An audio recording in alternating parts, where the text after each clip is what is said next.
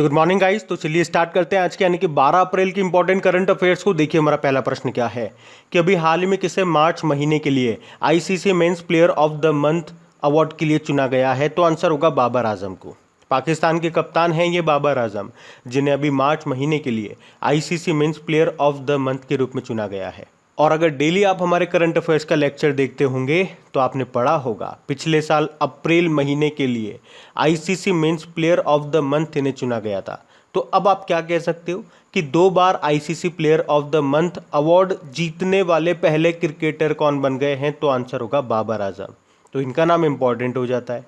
अच्छा, ये तो हमने बात कर ली men's player of the month. अगर बात करें इस मार्च महीने के लिए ICC women's player of the month किसे चुना गया, तो आंसर होगा ऑस्ट्रेलिया की रेचल हेंस को।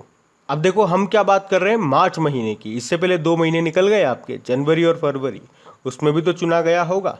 तो किसे चुना गया था मेंस प्लेयर और किसे चुना गया था वुमेन्स प्लेयर, देखिए ज़रा।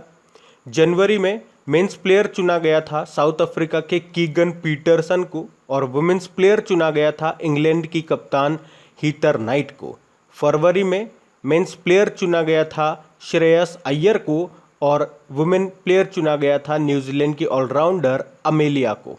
और अभी मार्च में हमने देख लिया पुरुषों में चुना गया बाबर आजम को और महिलाओं में चुना गया ऑस्ट्रेलिया की रेचल हेंस को। और मेरी आप लोगों को एक ही सलाह रहेगी कि इन नामों को साथ के साथ याद करते हुए चलना। हर महीने में केवल 2 ही नाम आपको याद रखने हैं इसमें। अगर लास्ट के लिए छोड़ के जाओगे कि एग्ज़ाम के पहले देख लेंगे तो फिर बहुत सारे नाम इकट्ठे हो जाएंगे। और आपकी करेक्ट एग्ज़ाम एप्लीकेशन पे ऐसा करेंगे, आपकी प्रैक्टिस कराने के लिए पर्टिकुलर इस टॉपिक की हम क्विज बना करके अपलोड कर देंगे, ताकि बीच में जब भी आपको समय मिलता रहे क्विज लगाते रहो, ताकि ये चीज़ें आपको याद रहे। बाकी आईसीसी इंटरनेशनल क्रिकेट काउंसिल स्थापना होती है 1909 में, हेडक्वार्टर दुबई यूएई में है, सीईओ जॉफ एलार्डिस है और चेयरमैन है ग्रेग बार्कले जो कि न्यूजीलैंड से हैं। ध्यान रखना, बढ़ते आगे। फिर बताइए अभी हाल ही में ऑस्ट्रेलियाई फार्मूला 1 ग्रैंड प्रिक्स को किसने जीत लिया, तो आंसर होगा चार्ल्स लेक्लर्क ने। तो अभी चार्ल्स लेक्लर्क ये फेरारी के ड्राइवर है और मोनाको से ये हैं।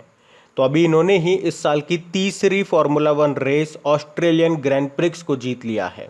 और इस साल की जो पहली फार्मूला 1 रेस थी ना, बहरीन ग्रैंड प्रिक्स 2022, उसे भी चार्ल्स लेक्लर्क ने ही जीता था। और दूसरी जो रेस थी वो थी सऊदी अरब ग्रैंड प्रिक्स, जिसे किसने जीता था, मैक्स वर्स्टैपेन ने। मतलब इस बार इन 3 रेस को देख करके आप कह सकते हो कि इस बार चार्ल्स लेक्लर्क ये फुल फॉर्म में है, वरना हमेशा लुइस हैमिल्टन फुल फॉर्म में रहते थे, वो इस बार नज़र नहीं आ रहे हैं टॉप पे। देखते हैं आगे क्या होता है। अभी हम बढ़ते हैं आगे।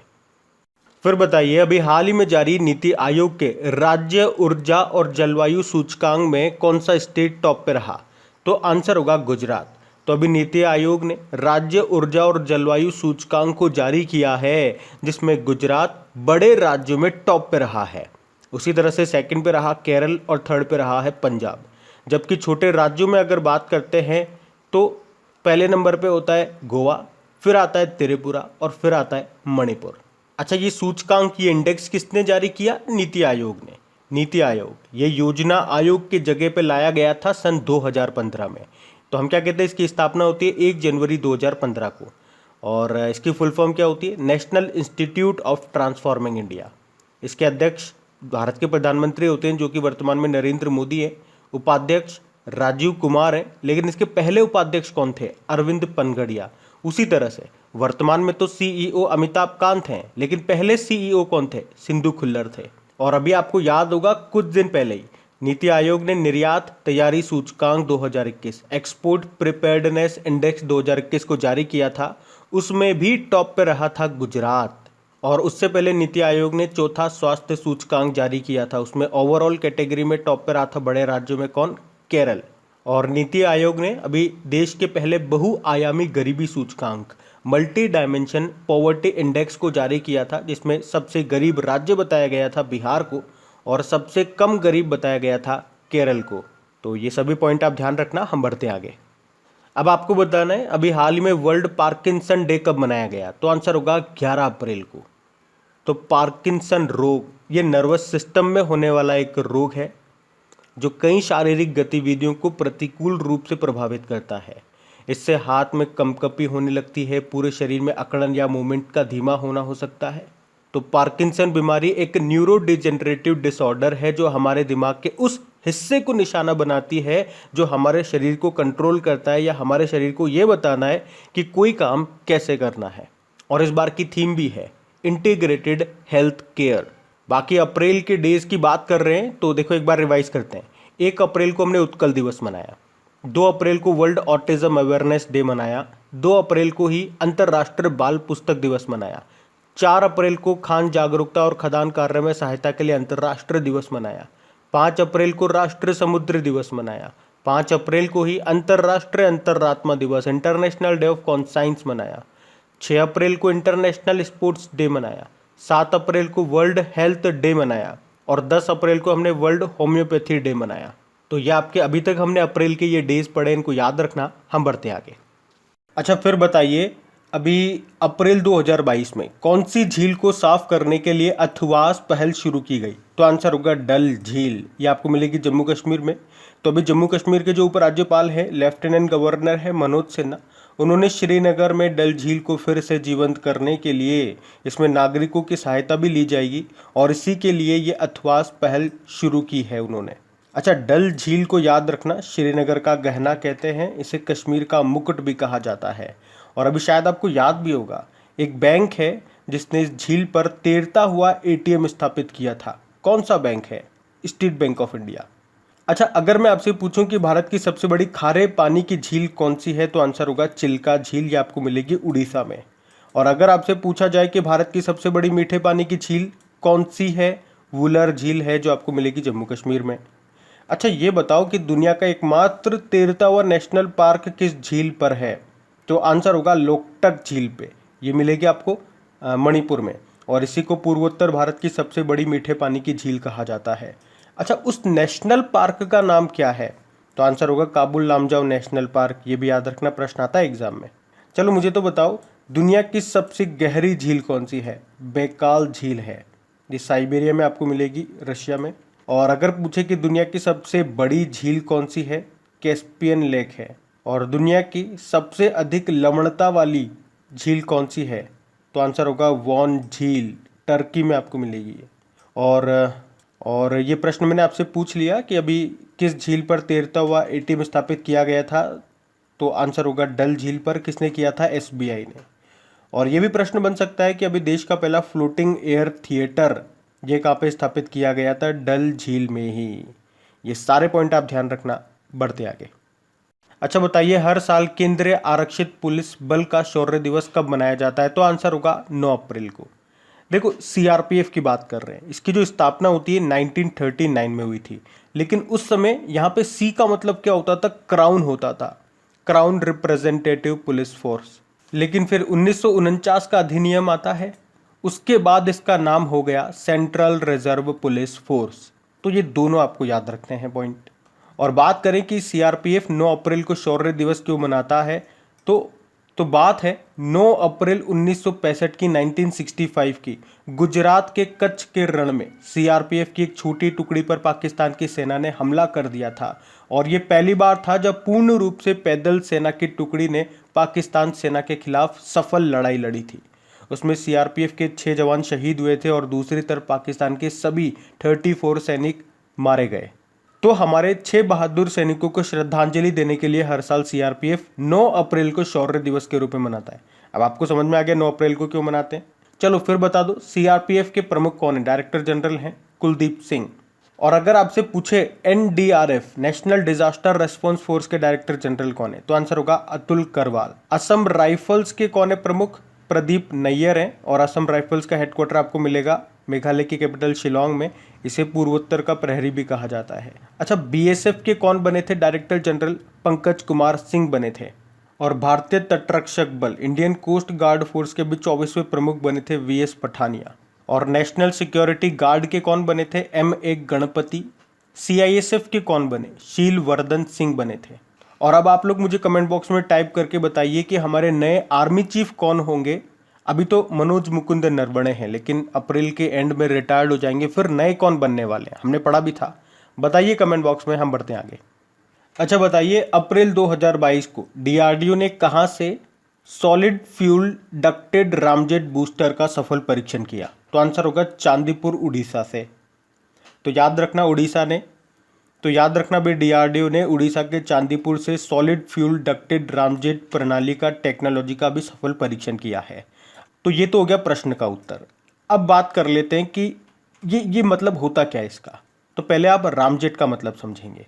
तो आपको ये तो पता है ना, आग जलाने के लिए क्या क्या चाहिए। आप कहोगे फ्यूल चाहिए, ईंधन चाहिए, ठीक है, और क्या चाहिए, ऑक्सीजन भी तो चाहिए। तो अगर हमें मिसाइल में ईंधन को जलाना है तो ऑक्सीजन होना चाहिए। तो इस रामजेट टेक्नोलॉजी में क्या होता है, मिसाइल में फ्यूल को जलाने के लिए जो ऑक्सीजन चाहिए उसको हवा से ले लिया जाता है। तो इससे फायदा क्या होता है, हमें उस मिसाइल के साथ में, उस रॉकेट के साथ में ऑक्सीजन को अलग से भेजना नहीं पड़ता। जिससे फायदा क्या मिलता है, मिसाइल जो है वो हल्का हो जाता है, और हल्का हो गया, स्पेस बच गया, तो वहां पे हम और ईंधन को और फ्यूल को भेज सकते हैं। तो यही इसका मतलब हो गया। तो यहाँ पे क्या है, solid fuel ducted ramjet. Solid fuel तो मतलब समझते हो, जो फ्यूल है वो सॉलिड फॉर्म में होना चाहिए। तो हवा से हवा में मार करने वाली जो लंबी दूरी की मिसाइलें होती है उनमें इसका उपयोग कर पाएंगे ताकि वो लंबी दूरी तय कर सके। अच्छा, डीआरडीओ की बात कर लेते हैं। Defence research and development organisation स्थापना होती है 1958 में, 1 जनवरी 1958 को। और नासा की स्थापना भी 1958 में ही होती है, जिसका हेडक्वार्टर कहाँ पर है, डीआरडीओ का नई दिल्ली में है। और इसके अध्यक्ष कौन है, जी सतीश रेड्डी है। इसका मोटो क्या होता है, strength origin is in knowledge बलस्य मूल्यम विज्ञानम। अच्छा मुझे बताओ, जो ब्रह्मोस मिसाइल है वो भारत और रशिया ने मिलकर बनाया, ये तो बताए। आपको ये बताना है सबसे पहले भारत से ब्रह्मोस मिसाइल को कौन सा देश खरीद रहा है। तो आंसर होगा फिलीपींस। ब्रह्मोस एक सुपरसोनिक क्रूज मिसाइल है। और अभी डीआरडीओ ने एक कॉर्नर शॉट वेपन सिस्टम भी डेवलप किया है और इसे जम्मू कश्मीर और सीआरपीएफ में तैनात किया गया। याद रखना, ये बढ़ते आगे। अच्छा बताइए, अप्रैल 2022 में राष्ट्रपति रामनाथ कोविंद जी ने किस राज्य में माधवपुर घेड़ मेला 2022 को शुरू किया। तो आंसर होगा गुजरात। तो ये माधवपुर घेड़ मेला जो कि शुरू हुआ है गुजरात के पोरबंदर जिले के माधवपुर घेड़ गांव में, ये 5 दिवसीय मेला है जो रामनवमी को शुरू हुआ। अभी 10 अप्रैल 2022 को राष्ट्रपति रामनाथ कोविंद जी ने इसका उद्घाटन किया। इसे 2018 से ही गुजरात सरकार और केंद्रीय संस्कृति मंत्रालय इसका आयोजन करता आ रहा है। तो ये जो मेला है ये भगवान कृष्ण और माता रुक्मणी जी की शादी का जश्न मनाने के लिए इसका आयोजन किया जाता है। अच्छा, गुजरात को तो हमने कई बार डिस्कस कर लिया। अभी कुछ इंपॉर्टेंट त्यौहार फेस्टिवल हम देखते हैं। अभी हमने देखा था सरहुल उत्सव, ये कहाँ पे मनाया गया था, झारखंड में। यह आदिवासी समाज का सबसे बड़ा प्रकृति पर्व है। बाकी डोल उत्सव या डोल जात्रा त्यौहार ये मनाया गया था पश्चिम बंगाल में। अभी आपको याद होगा 35वां सूरजकुंड अंतर्राष्ट्रीय मेला 2022 का आयोजन कहाँ पे किया गया था, हरियाणा के फरीदाबाद में। इसमें भागीदार देश, पार्टनर कंट्री था उज्बेकिस्तान और थीम स्टेट था जम्मू कश्मीर। अच्छा बताओ, पहला ड्रोन मेला का आयोजन कहाँ पे हुआ, ग्वालियर मध्य प्रदेश में। अभी पूसा कृषि विज्ञान मेला का आयोजन हुआ था दिल्ली में। अगर आपसे पूछे ताज महोत्सव ये मनाया गया आगरा में, मरु महोत्सव ये राजस्थान के जैसलमेर में, और तानसेन महोत्सव ये मध्य प्रदेश के ग्वालियर में। तीनों को ऐसे याद रखना साथ में। अभी पहला हिमालयन फिल्म फेस्टिवल 2021 कहाँ पे मनाया गया, कहाँ पे आयोजन हुआ, लद्दाख में। लद्दाख में लोसर महोत्सव मनाया जाता है। हेमिस महोत्सव यहाँ पे मनाया जाता है। उसके अलावा याद रखना भी पंजाब ने जगन्नाथ रथ यात्रा को स्टेट फेस्टिवल घोषित किया है। और अभी पहला अहरबल महोत्सव कहाँ पे शुरू हुआ था, जम्मू कश्मीर में। जम्मू कश्मीर में खीर भवानी मेला भी लगता है और बंगस आवाम मेला भी लगता है। उसके अलावा यहीं पे हमने हेरत महोत्सव और कंचोत महोत्सव भी मनाया। असम में आपको मिलेगा कामाख्या देवी का मंदिर, यहीं पे अम्बुबाची का मेला लगता है। और वांचुआ महोत्सव भी यहीं पे मनाया जाता है। कौन मनाता है, तीवा या लालुंग जनजाति। इसी तरह से एक और मंदिर आपको याद होगा, सबरीमाला का मंदिर, केरल में है ये। यहीं पे मकर विलक्कू त्यौहार लगता है। अट्टुकल पोंगल त्यौहार ये भी केरल का है और ओणम फेस्टिवल भी केरल का है। अच्छा, मेदाराम जतारा महोत्सव कहाँ का है, ये है तेलंगाना का। ये कुंभ मेले के बाद दूसरा सबसे बड़ा मेला है। बोनालू त्यौहार ये भी तेलंगाना का है और बथुकम्मा उत्सव ये भी है तेलंगाना का। जबकि थाईपुसम त्यौहार हो गया या आदिपुरम त्यौहार हो गया या पोंगल हो गया, ये तमिलनाडु का है। और अगर आपसे पूछे कि त्योहारों का शहर किसे कहते हैं, तो तमिलनाडु के मदुरई को कहते हैं।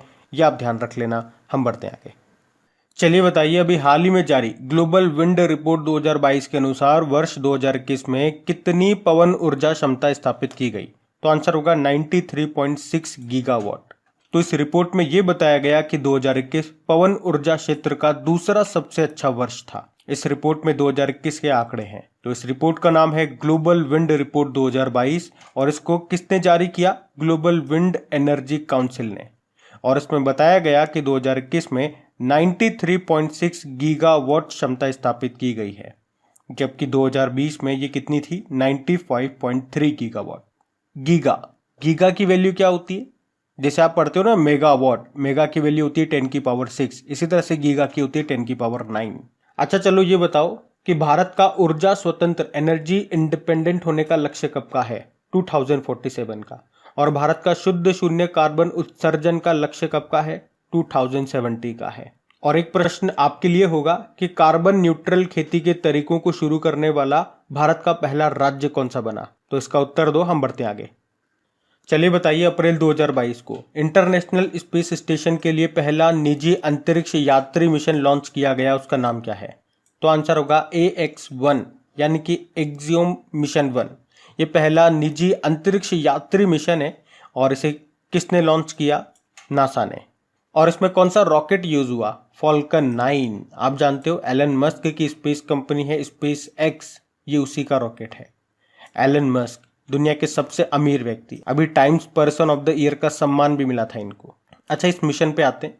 इस मिशन को कौन लीड कर रहे हैं? माइकल लेपेज, ये यूएस के पूर्व एस्ट्रोनॉट हैं। तो इस मिशन का नाम याद रखना, एक्सियोम मिशन 1।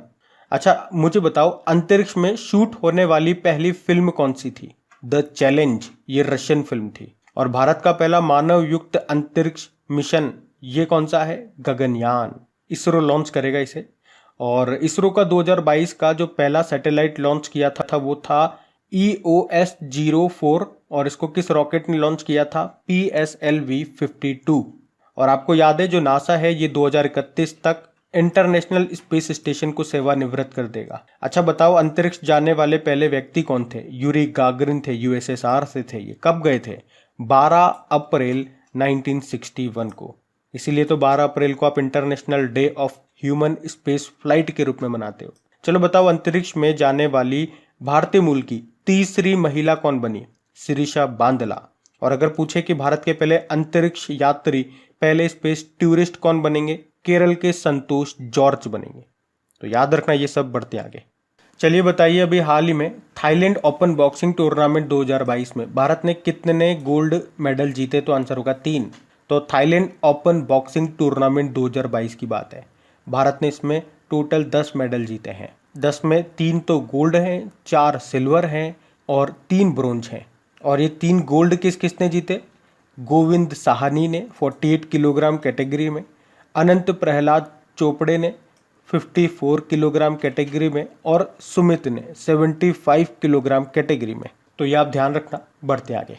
अच्छा बताइए, हाल ही में किसे पाकिस्तान के नए प्रधानमंत्री के रूप में चुना गया? तो आंसर होगा शहबाज शरीफ को। तो पाकिस्तान मुस्लिम लीग के अध्यक्ष शहबाज शरीफ, इन्होंने पाकिस्तान के 23वें प्रधानमंत्री के रूप में शपथ ली है। ये जो पूर्व प्रधानमंत्री थे ना नवाज शरीफ, उनके छोटे भाई हैं। अच्छा यहाँ पे इमरान खान से भी एक प्रश्न बन जाएगा कि अविश्वास प्रस्ताव से हटाए जाने वाले पाकिस्तान के पहले प्रधानमंत्री कौन बन गए? तो आंसर होगा इमरान खान। इनकी पार्टी थी पाकिस्तान तहरीक ए इंसाफ और शहबाज शरीफ की है पाकिस्तान मुस्लिम लीग। अच्छा रिज अहमद की बात करेंगे। अभी ऑस्कर जीतने वाले पहले मुस्लिम एक्टर बने। ये इनकी शॉर्ट फिल्म है द लॉन्ग गुड बॉय।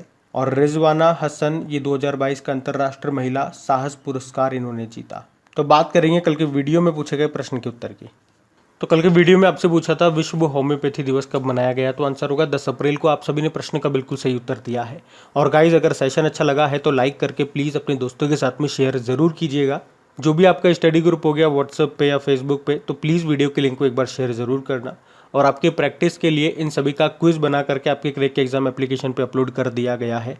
वहीं पे आपको PDF भी मिल जाएगी और क्रैक एग्ज़ाम एप्लीकेशन का लिंक आपको मिलेगा नीचे डिस्क्रिप्शन में। वहीं पे टेलीग्राम का लिंक भी मिल जाएगा। अब ये रहा आज का आपका होमवर्क प्रश्न।